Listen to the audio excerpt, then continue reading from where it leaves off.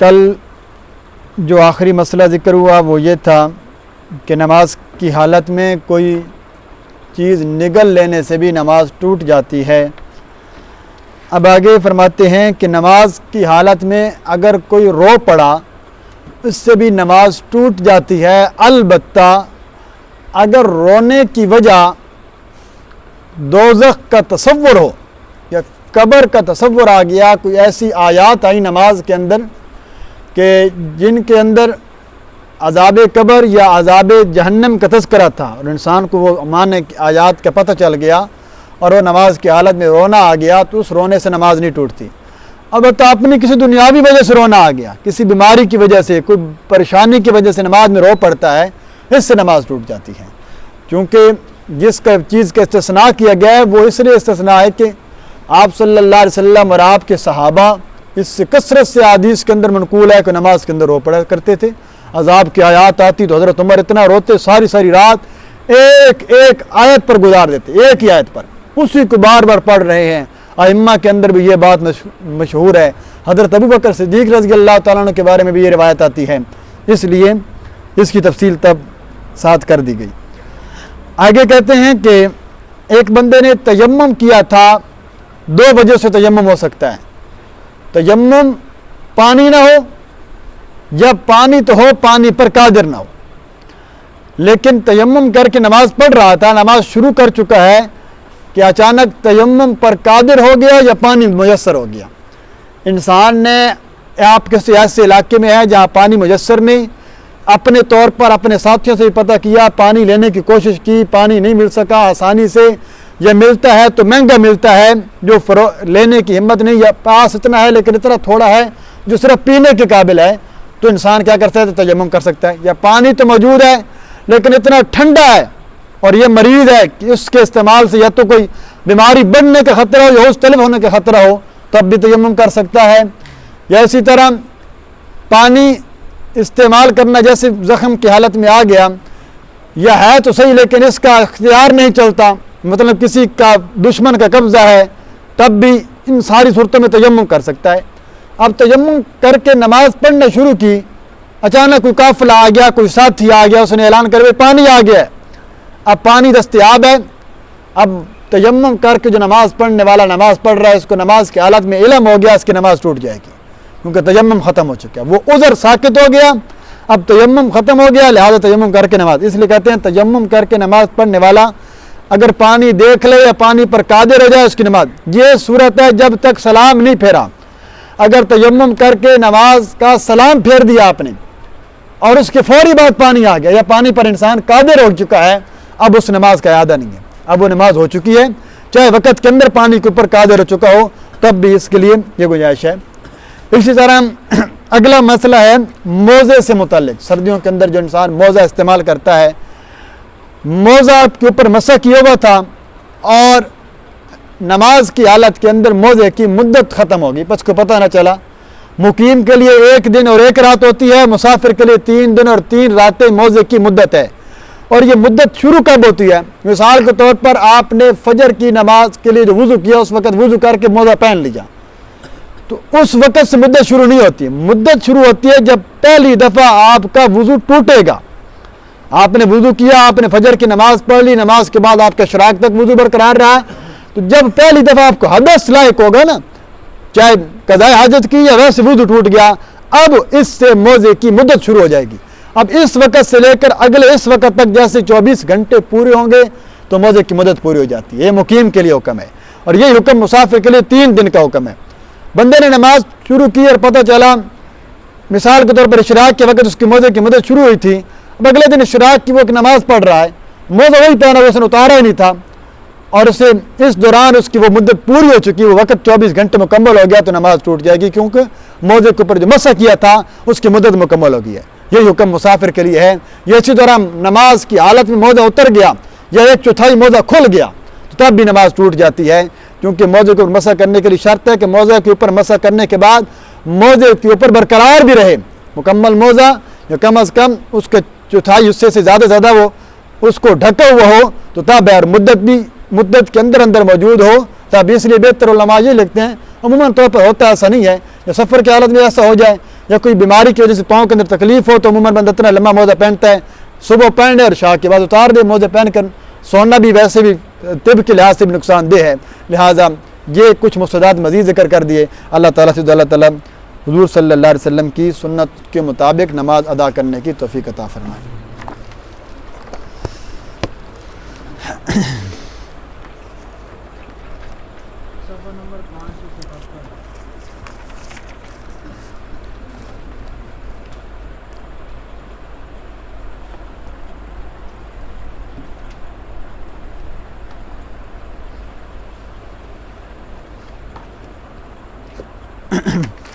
آیت نمبر 9 سے سبق ہے جی۔ نحمدہ ونصلی ونسلم علی رسولہ الکریم اما بعد فاعوذ باللہ من الشیطان الرجیم بسم اللہ الرحمن الرحیم رب المشرق والمغرب لا الہ الا هو فاتخذہ وکیلا واصبر علی ما یقولون واہجرہم ہجرا جمیلا وذرنی والمکذبین اولی النعمۃ ومہلہم قلیلا ان لدینا انکالا وجحیما وطعاما ذا غصۃ وعذابا علیما یوم ترجف الارض والجبال وکانت الجبال کثیبا مہیلا انا ارسلنا الیکم رسولا شاہدا علیکم کما ارسلنا الی فرعون رسولا فعصا فرعون الرسول فاخذناہ اخذا وبیلا فکیف تتقون ان کفرتم یوما یجعل الولدان شیبا السماء منفطر بہ کان وعدہ مفعولا ان هذه تذکرۃ فمن شاء اتخذ الی ربہ سبیلا صدق اللہ العظیم۔ اللہم صلی علی سیدنا مولانا محمد وعلی آل سیدنا مولانا محمد وبارک وسلم ثم صلی علیہ۔ سورۃ المزمل، اس کی ابتدائی آیات، ابتدائی باتیں وہ کل ذکر ہو گئیں۔ آخری بات ربط لگانے کے لیے ذکر کر رہا ہوں کہ آخری آیت جو ہم نے کل پڑھی کہ وَاذْكُرِ اسْمَ رَبِّكَ وَتَبَتَّلْ إِلَيْهِ تَبْتِيلًا، اے میرے محبوب پیغمبر صلی اللہ علیہ وسلم اپنے پروردگار کے نام کو یاد کرتے رہیے، وَتَبَتَّلْ إِلَيْهِ تَبْتِيلًا، اور ان کافروں سے بالکل الگ تھلگ ہو جائیے اور اللہ کی عبادت کیجیے۔ یہاں حضرت تھانوی رحمۃ اللہ علیہ اور باقی مفسرین نے بھی ایک نقطہ تو یہ لکھا کہ یہاں اللہ نے ویسے باقی مقامات مطلق بھی کہا کہ اپنے پروردگار کو یاد کرو، یہاں خاص طور پر کہا کہ اسم ربی کا، اپنے پروردگار کے نام کو یاد کیجئے۔ اور اللہ رب العزت کا ذاتی نام اللہ رحمان اور باقی صفاتی نام بھی ہیں، لیکن فرمایا اللہ کے نام کے ساتھ اس کا ذکر کرنا ہے۔ تو یہ جو صوفیاء کا ایک تذکرہ طریقہ ہے کہ کہتے ان کے ہاں یہ طریقہ ہے کہ اللہ کے نام کی تسبیحات اتنی کثرت سے کرو کہ تمہارے دل کی دھڑکن سے آواز آنے لگے کہ اللہ اللہ اللہ کی تسبیح، اور اس کا منقول ہے، اس لیے کہتے ہیں تاکہ زبان کے اوپر یہ ذکر جاری رہے۔ اور حضور صلی اللہ علیہ وسلم، حضرت عائشہ صدیقہ رضی اللہ تعالیٰ عنہ فرماتی ہیں کہ آپ صلی اللہ علیہ وسلم کی زبان مبارک تو جب دیکھو تو اللہ کا ذکر کر رہے ہیں، یعنی حضور صلی اللہ علیہ وسلم اللہ کے نام کا ذکر کیا ہی کرتے تھے ہر وقت۔ اور فرمایا کہ آپ صلی اللہ علیہ وسلم اللہ کا جب ذکر اتنا کثرت سے کیا کرتے تھے تو اس میں یہ نہیں آتا کہ وہ ظاہر ضروریات بھی ہیں، حاجات شرعیہ بھی ہیں، طبیعہ بھی ہیں۔ تو فرمایا حضرت یہی سوال حضرت علی رضی اللہ تعالیٰ نے کسی نے کیا نا، کسی یہودی نے یا کسی منافق نے، کہ آپ کتنی عبادت کرتے ہیں، مطلب اسلام کے اندر کتنا وقت ہے، مطلب ہمارا تو مخصوص ہے ہفتے کے بعد ایک ہے، یہ جو حضرت علی نے فرمایا کہ ہم تو 24 گھنٹے عبادت کرتے ہیں۔ کبھی 24 گھنٹے کا کیا مطلب ہے؟ 24 گھنٹے کیا آپ قضاء حاجت نہیں کرتے، اپنے بیویوں سے اپنے حاجات پوری نہیں کرتے، باقی بھی ضروریات ہیں، بازار جاتے ہیں، تجارت کرتے ہیں، تو عبادت تو صرف خاص وقت میں ہوتی ہے۔ اور ہمارے ہاں بھی معروف تو یہ ہے کہ ہم 5 وقت نماز پڑھتے ہیں، یہ عبادت ہے۔ حضرت علی رضی اللہ تعالیٰ عنہ امیر المومنین نے جو جواب دیا نا، بڑا خوبصورت جواب دیا، فرمایا بھائی ہم سارے کام کرتے ہیں میں سوتا بھی ہوں، ہم اپنے حقوق بھی پورے کرتے ہیں، قضاء حاجت بھی کرتے ہیں، تجارت بھی کرتے ہیں، جہاد بھی کرتے ہیں، لیکن یہ ساری کی ساری جو ہمارا یہ عمل ہے، یہ سارا کا سارا ہمارے لیے عبادت ہے، اس لیے کہ ہم یہ سارے کام اس طرح کرتے ہیں جس طرح ہمارے محبوب خدا محمد مصطفیٰ صلی اللہ علیہ وسلم نے کر کے دکھایا ہے یا ہمیں حکم دیا ہے۔ اور جو کام رسول اللہ صلی اللہ علیہ وسلم کی سنت کے مطابق کیا جائے، ہر اس کام کے اوپر اللہ اجر بھی دیا کرتے ہیں۔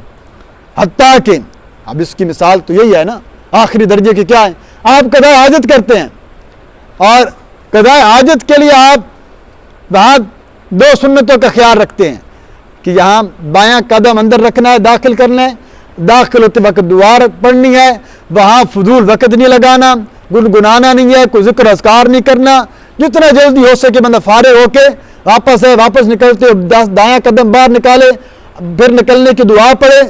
اب آپ نے کیا کیا، اپنی حاجت پوری کی ہے، اب اس حاجت پوری کرنے پر آپ نے جو سنت کے مطابق عمل کیا ہے اور اپنے سطر کا خاص طور پر خیال رکھا ہے، اس کے اوپر بھی اللہ نے آپ کو اجر عطا کیا ہے۔ تو یہ کیا ہے، اور یہ بعض اوقات تو فقہاء نے یہ بھی کہا ہے، جو ہم دعا پڑھتے ہیں نا غفرانک، اچھا غفرانک کیا مطلب ہے، مولا تو معاف کر دے میرے گناہ کو، یہاں گناہ سے بخشش کا مطلب کیا ہے، حضور صلی اللہ علیہ وسلم پڑھتے اس کا کیا مطلب تھا، مطلب یہ ہے کہ یہ جو میرے چند لمحے یا چند وقت، یہ تھوڑا سا حصہ تیری یاد کے بغیر گزرے، کیونکہ وہاں ہم کر نہیں سکتے، تیرے نبی کا حکم ہے کہ وہاں کوئی ذکر کرنا نہیں ہے، تو یہ جو تیرے ذکر کے بغیر وقت گزرا ہے، اس میں جو کمی کوتاہی ہوئی ہے، اس کے اوپر تو معاف فرما دے۔ تو یہ کتنی خوبصورت طریقہ ہے حضور صلی اللہ علیہ وسلم، تو فرمایا کہ ہم تو 24 گھنٹے اور اپنی حاجت طبیعہ اور شریعہ کے اوپر تو حضور صلی اللہ علیہ وسلم نے خود فرمایا انسان جو اپنا بیوی کو حقوق پورے کرتا ہے اس کے اوپر بھی ثواب ہے۔ تو صحابہ کو تھوڑا سا حیرانگی ہوئی، تو پوچھا یا رسول اللہ، وہ بندہ چاہے اپنی ضرورت کے لیے گیا ہے، تو فرمایا اگر وہ اس ضرورت کو ناجائز طریقے سے پورا کرتا تو کیا گناہ ہوتا؟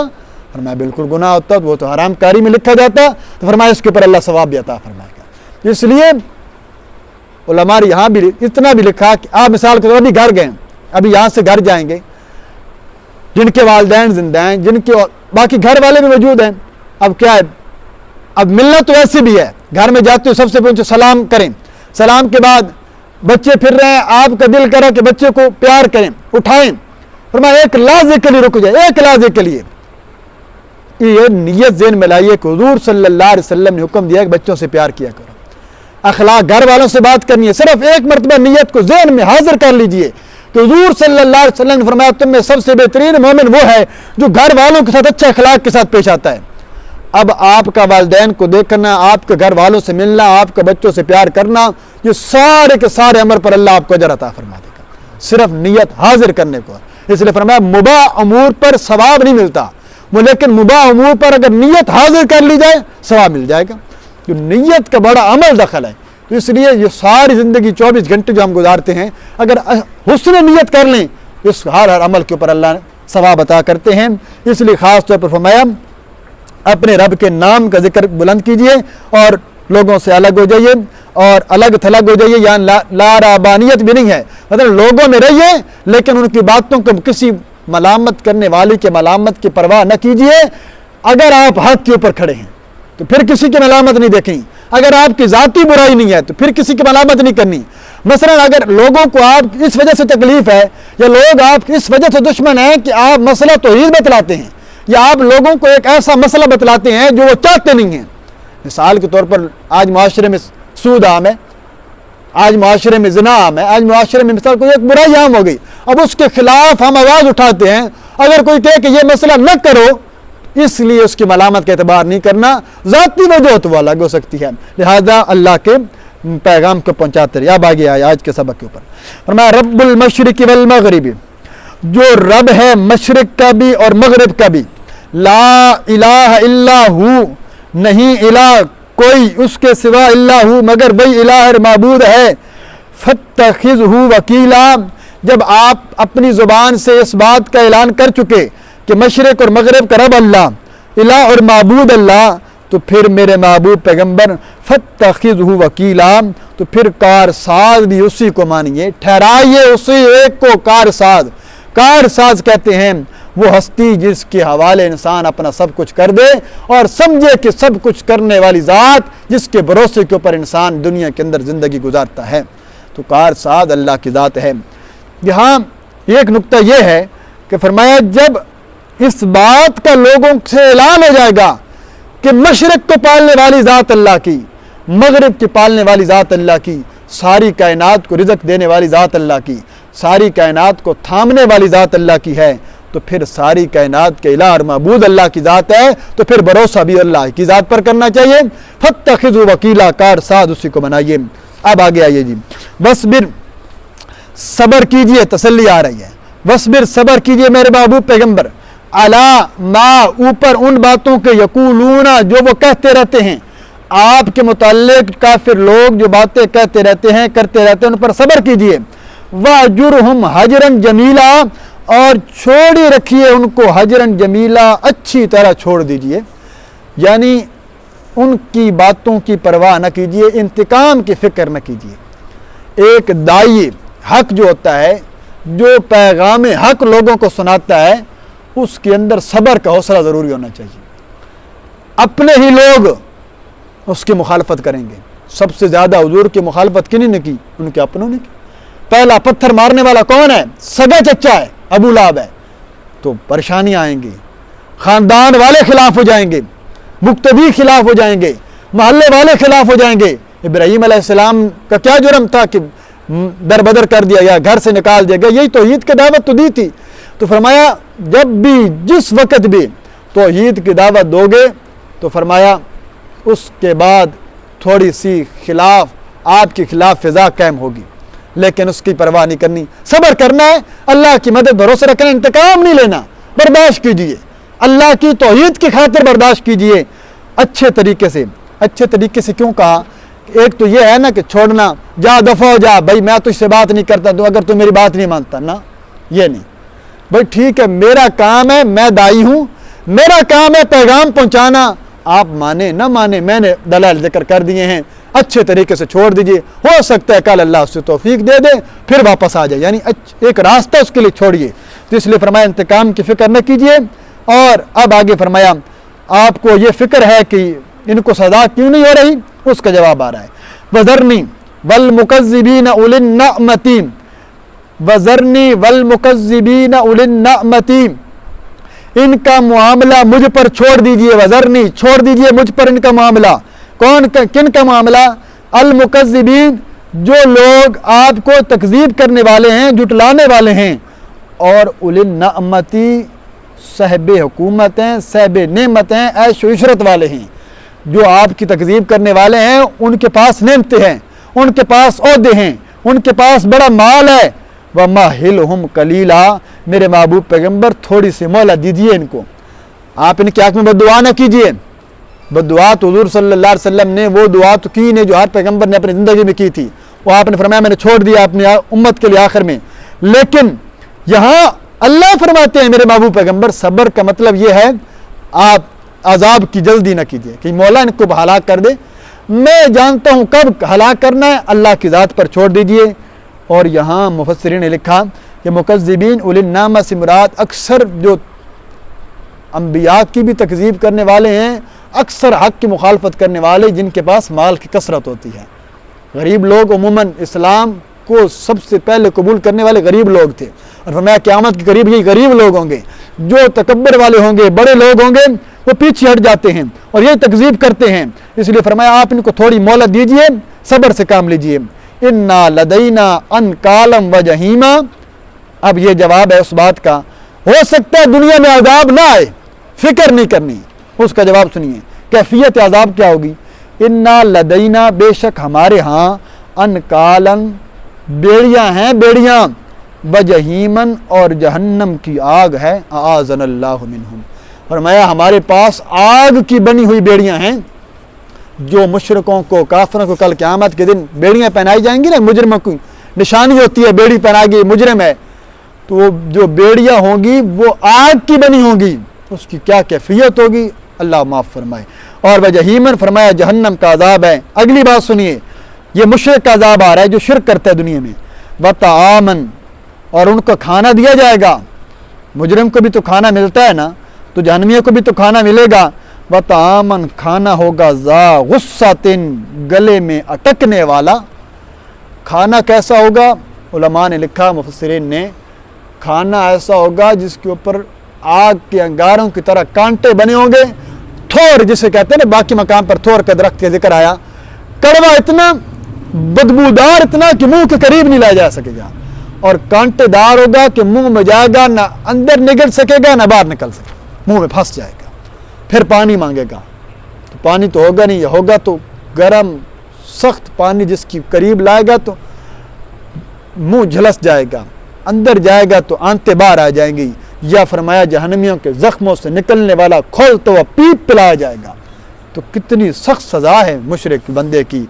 इसलिए फरमाया उनका खाना होगा ज़ा गुस्सतिन गले में अटकने वाला। और ख़ास ये है, आम क्या है? वह अज़ाबन अलीमा, दर्दनाक अज़ाब है। बस अल्लाह फरमाते हैं मैं कह रहा हूँ दर्दनाक अज़ाब है, उसकी फिर तुम क्या हिसाब लगा सकते हो? ये जहन्नम का अज़ाब होगा। अब आइए क़यामत का वक्त अज़ाब कब आएगा? यौम तरजुफुल अर्ज़ु वल जिबालु, जिस दिन कांपेंगी अल अर्ज़ु ज़मीन, कांपेंगे ज़मीन और पहाड़ यूं लरजने लगेंगे। वकानतिल जिबालु, ख़ास तौर पर पहाड़ों की हालत क्या होगी? वकानतिल जिबालु, हो जाएंगे पहाड़ कसीबम महिला, रेत के टीले जिस तरह होते हैं। सहरा के अंदर तूफान आए ना, मैं पहले भी किताब मिसाल दे चुका हूँ, तो पूरे टीले को उड़ा लेती है। वो तूफान आता है, टीला उड़ता है, एक जगह से दूसरी जगह ढेर लग जाता है, यूं रेत की तरह उड़ते होंगे पहाड़। अल्लाह कहते हैं ये पहाड़ जिन्हें आज बम के जरिए उखाड़ा जाता है, हैवी मशीनरी के जरिए वहां तोड़ा जाता है, क़यामत के हाँ इस तरह उड़ रहे होंगे जैसे रेत के टीले होंगे। ये क़यामत की हौलनाकी है। अब आइए आगे, फरमाया इन्ना अरसलना इलैकुम रसूला, बेशक भेजा हमने इलैकुम तुम्हारी जानिब एक रसूल को, शाहिदन अलैकुम, जो गवाह होगा, गवाही देने वाला है, अलैकुम तुम्हारे ऊपर, कमा अरसलना इला फिरऔना रसूला, जैसा कि भेजा था हमने फिरऔन की जानिब भी एक रसूल को। हमने तुम्हारी जानिब एक रसूल भेजा है। रसूल की सिफत क्या है? कि वो गवाही देने वाला होगा तुम्हारे ऊपर। कमा अरसलना इला फिरऔना, यहाँ हुजूर सल्लल्लाहु अलैहि वसल्लम की एक सिफत जिक्र की गई, शाहिद। शाहिद का माना है गवाह, हाजिर नाजिर माना नहीं। और गवाही भी हुजूर किसकी देंगे? कल क़यामत के दिन जो हुजूर के ज़माने में वो लोग थे, आप सल्लल्लाहु अलैहि वसल्लम के ज़माने में जो कुफार थे ना, हुजूर फरमाएंगे या अल्लाह ये लोग थे, मैं गवाही देता हूँ कि इन्होंने मेरी ज़िंदगी में ईमान कबूल नहीं किया था। और जो हुजूर के बाद हैं, जहाँ से बरेलवी लोगों ने यह अकीदा निकाला कि हुजूर सल्लल्लाहु अलैहि वसल्लम हाजिर नाजिर हैं यहाँ, तो वो आइए मशहूर है, बुखारी शरीफ की हदीस उठाइए। आप सल्लल्लाहु अलैहि वसल्लम फरमाते हैं कि मैं हौज़ कौसर पर खड़ा हूँगा कि अचानक फरिश्ते एक जमात को लाएंगे जिनके वुज़ू का अदा चमकते होंगे, मेरी बाएं जानिब, यानी बाएं जानिब से मुराद है कि जहन्नम की जानिब ले जा रहे होंगे। तो मैं कहूँगा ये तो मेरे साथी मालूम होते हैं। फरिश्ते कहेंगे आप नहीं जानते, इन्होंने आपकी वफ़ात के बाद दीन के अंदर नई नई बातें घड़ ली थी, दीन के अंदर नए नए काम दीन के नाम पर किए थे और दीन के अंदर बिगाड़ पैदा किया था। उस वक़्त हुजूर फरमाएंगे सोहकन सोहकन, इन लोगों को मेरी आंखों से भी दूर कर दो जिन्होंने मेरी सुन्नत। उस वक़्त हुजूर फरमाएंगे मैं उस वक़्त वही जवाब दूंगा जो मेरे भाई ईसा जवाब देंगे, मौला जब तक मैं इनके अंदर जिंदा रहा तो मैं तो उसकी गवाही देता हूँ, मेरे बाद ये क्या करते रहे मैं कुछ नहीं जानता, तू इनके ऊपर बेहतर हाजिर नाजिर है। तो इससे बात की बड़ी वजाहत आ गई कि आप सल्लल्लाहु अलैहि वसल्लम ने अपनी ज़िंदगी, हाँ उम्मत मुहम्मदिया सल्लल्लाहु अलैहि वसल्लम, हम लोग ईमान वाले लोग, और आप सल्लल्लाहु, ये पिछली उम्मतों क्यों वो इनकार करेंगे ना कि मूसा अलैहिस्सलाम ने हमें कोई दावत नहीं दी, उज़ैर अलैहिस्सलाम ने हमें कोई दावत नहीं दी, इदरीस अलैहिस्सलाम ने कोई दावत नहीं पहुंचाई। अल्लाह कहेंगे मेरे नबी हो, इन्होंने तो इनकार कर दिया है कोई गवाह? जी या अल्लाह गवाह है, गवाह पेश करो भाई। गवाह कौन होंगे? हुजूर सल्लल्लाहु अलैहि वसल्लम और हुजूर सल्लल्लाहु अलैहि वसल्लम की उम्मत मुहम्मदिया सल्लल्लाहु। अब हम जाएंगे, ईमान वाले जाएंगे, गवाही देंगे या अल्लाह तेरे नबी जो कुछ कह रहे हैं ये सच कह रहे हैं, इन्होंने दावत सुनाई थी। वो कहेंगे ये कैसे कह सकते हैं, ये तो हमारे ज़माने में थे ही नहीं। तो हम कहेंगे हम इसलिए कह रहे हैं हमारे पास एक ऐसी सच्ची किताब आई थी जिस किताब के अंदर लिखा था कि हर पैगंबर ने अपनी अपनी दावत पहुंचाई थी। हम उस किताब की वजह से कह रहे हैं कि पैगंबर के भी झूठ नहीं बोल सकता, इसलिए वहाँ पर उम्मत का भी गवाही का माना, वहाँ शाहिद का माना कहा गया है। तो फिर क्या सारी उम्मत हाजिर नाज़िर है? لہذا حاضر ناظر کوئی بھی نہیں ہے، حاضر ناظر صرف اللہ کی ذات ہے۔ یہاں حضرت موسیٰ علیہ السلام کے ساتھ تسلی دی گئی کہ انہیں بھی بھیجا گیا تھا فرعون کی جانب، تو فرعون نے کیا کیا تھا؟ فَعَصَىٰ فِرْعَوْنُ الرَّسُولَ، نافرمانی کی فرعون نے الرسول، رسول کی۔ یہاں تھوڑا سا لفظوں کے اندر فرق ہو جائے تو معنی بڑا بدل جاتا ہے۔ فَعَصَىٰ فِرْعَوْنُ الرَّسُولَ، نافرمانی کی فرعون نے رسول کی۔ اب اگر کوئی پڑھتا یوں پڑھ دے فَعَصَىٰ فِرْعَوْنَ الرَّسُولُ، نافرمانی کی نعوذ باللہ رسول نے فرعون کی، اور پھر ہم نے پکڑ لیا اس رسول کو جہنم کے عذاب میں، تو یہاں معنی کفریہ بن جاتا ہے، جس سے نماز بھی فاسد، اور اس لیے ایسے معنی کے اندر تو یہاں احتیاط کرنی پڑ گئی۔ فَعَصَىٰ فِرْعَوْنُ، نافرمانی کی فرعون نے الرسول، رسول کی، رسول حضرت موسیٰ علیہ السلام اور حضرت ہارون علیہ السلام کی نافرمانی کی، تو ہوا کیا؟ فَأَخَذْنَاهُ أَخْذًا وَبِيلًا، پس پکڑا ہم نے اس کو پکڑنا بڑا سخت۔ وہ کیسا پکڑا تھا؟ جہنم پانی کے اندر غرق کر دیا۔ پس آگے فرماتے ہیں فَكَيْفَ تَتَّقُونَ إِن كَفَرْتُمْ يَوْمًا يَجْعَلُ الْوِلْدَانَ شِيبًا، اے مکہ والوں تم کن کے بھروسے پہ بیٹھے ہو؟ آؤ ایک تخویف اخروی سنو۔ فَكَيْفَ تَتَّقُونَ، پس کیسے بچو گے تم؟ ان کفرتم، اگر تم انکار کرو گے رسول کا، اگر تم اللہ کے محبوب پیغمبر کا انکار کرو گے تو مجھے بتاؤ کیسے بچو گے تم؟ یومن، ایک ایسے دن کے اندر، یجعل الولدان شیبا، جس دن بچے بوڑھے ہو جائیں گے، وہ دن جو بچوں کو بوڑھا کر دے گا، اس دن تم جہنم کے عذاب سے کیسے بچو گے؟ اس کا کیا مطلب ہے؟ اس کا مطلب یہ ہے کہ تم لوگ جو کہتے ہو نا کہ ہم عذاب سے بچ جائیں گے، چلو دنیا کے عذاب سے بچ بھی گئے، آخرت کے عذاب سے کیسے بچو گے؟ جس دن وہ دن ایسا ہیبت ناک ہوگا کہ بچوں کو بھی بوڑھا کر دے گا۔ ایک معنی یہ کہ جس طرح انسان کے بال سفید آنے شروع ہو جاتے ہیں نا، یہ اکثر وجہ ہوتے ہیں غم اور پریشانی کے اندر بال جلدی سفید ہو جاتے ہیں، تو ایسا غمناک دن ہوگا کسی کو کوئی، اس دن حضور نے فرمایا، آپ صلی اللہ علیہ وسلم کی حدیث ہے، اس دن لوگ ایسے ہوں گے جیسے بے ہوش ہیں حالانکہ وہ ہوش میں ہوں گے، یعنی کسی کو دوسرے کی پرواہ ہی کوئی نہیں ہوگی۔ تو وہ بچوں کو جیسے گویا کہ جس طرح انسان پریشانی کے عالم میں ایسی بڑھاپے والی صورت ہو جاتی ہے، یا دوسرا معنی یہ کیونکہ وہ جہنم کا دن، وہ قیامت کے دن 50,000 سال کا، یہ 1,000 سال کا دن ہے، تو ظاہری گل 1,000 سال کی عمر میں جتنی لمبی میں بچہ پیدا ہو کر بوڑھا ہو جاتا ہے، تو اتنا لمبا دن جو ہوگا، اس میں تشبیہ دی گئی ہے کہ اتنا لمبا دن ہوگا، اس دن تمہیں اللہ کے عذاب سے کون بچائے گا؟ کوئی نہیں بچا سکے گا۔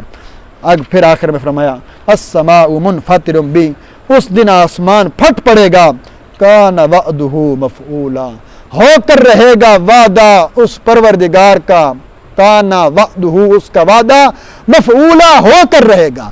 اللہ نے جو وعدہ کیا ہے نا جہنم کے دن، قیامت کے دن جہنم کے اندر پھینکا جائے گا، یہ پھینکا جائے گا، عذاب آئے گا۔ ان ہذہ تذکرہ، بچنا چاہتے ہو، جنت میں جانا چاہتے ہو، آؤ نسخہ اور جواب سنو اور سبق کو ختم کرتے ہیں۔ ان ہذہ تذکرۃ، یہ نصیحت کا سامان ہے، یہ آپ حضرات کے سب کے سامنے جو پڑھا ہے، یہ قرآن جو ہے نا تذکرۃ، نصیحت کا سامان ہے۔ فمن شاء اتخذ، پس جو شخص چاہے، اتخذ بنا لے، الی ربہ، اپنے پروردگار کی جانب، سبیلا، نکلنے کا راستہ، جنت میں جانے کا راستہ چاہتے ہو تو اس قرآن کو مضبوطی سے تھام لو، قرآن والا عقیدہ بنا لو، قرآن والا عمل بنا لو، قرآن کے ساتھ اپنا لگاؤ پیدا کر لو۔ آج بھی اگر تم چاہتے ہو کہ ہم یہ عذاب نہیں چاہتے، ہم قیامت کی ہولناکیوں سے بچنا چاہتے ہیں، قیامت کی کتنی ہولناکیاں آپ سنتے ہیں، جہنم کے عذاب کے کتنا تذکرہ سنتے ہیں، اور اس کے مقابلے میں وہ لوگ تو سنو ذرا یار، جو لوگ کیا فرمایا، حضور نے فرمایا قیامت کے دن قبروں سے اٹھیں گے، ایسے حشاش بشاش چہرے ہوں گے، مسکراتے ہوں گے، اللہم اجعلنا منہم، وہ لوگ ان کو خوشخبریاں دی جائیں گی، بھائی تمہیں فکر کرنے کی ضرورت نہیں ہے، آج غم کرنے کی ضرورت نہیں ہے، جنت تمہارے لیے تیار کی گئی ہے۔ تو یہ بھی تو ہوں گے، لیکن وہ جو عقیدہ بھی ٹھیک ہوگا، عمل بھی ٹھیک ہوگا، اس لیے عقیدہ قرآن والا بنائیے، عمل بھی حضور صلی اللہ علیہ وسلم کے عقیدے سنت کے مطابق عمل کریں گے تو فرمایا یہ نعمتیں ہوں گی، وگرنہ عذاب اللہ کا بڑا سخت ہے۔ اللہ تعالیٰ سے دعا، اللہ تعالیٰ قرآن و سنت مطابق عمل کرنے کی توفیق عطا فرمائے۔